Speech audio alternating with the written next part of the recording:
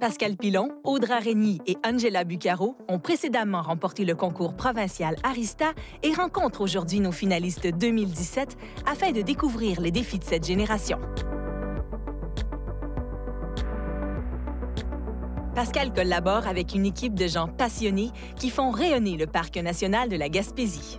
Comment tu promeus la marque de la CEPAC? Je dis souvent à ma gang que les clients viennent en premier pour la qualité des paysages, mais ils vont revenir pour la qualité du service à la clientèle. La faune, les enjeux de conservation qu'on a sont tripants. Fait que c'est facile, ça aide, mais il faut être capable de bien encadrer ça par une expérience de qualité. Puis je travaille sur une business que je suis pas en train de la construire puis la vendre dans 5 ans, de faire de l'argent avec pour en démarrer une autre. Je me dis que la protection d'un territoire, un parc national, c'est une mission à très long terme. Je vais être capable d'amener ma contribution le plus loin possible pour passer le flambeau après aux générations futures. Martin est reconnu pour la création de concepts novateurs dans le domaine des affaires, du divertissement et de la technologie.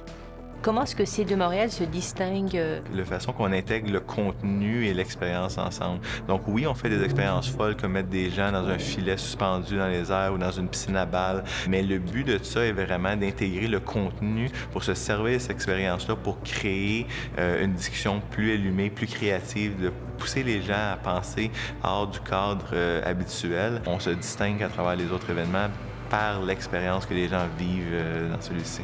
Mitchell est passionné de tourisme humaniste et responsable, matière qu'il enseigne également. C'est quoi le plus gros défi que vous avez? Premièrement, on travaille sur une région qui est 350 000 km². C'est grand comme l'Allemagne. Il faut couvrir énormément de territoires, puis on a d'un des plus petits budgets au Québec, donc il faut faire beaucoup avec peu de moyens.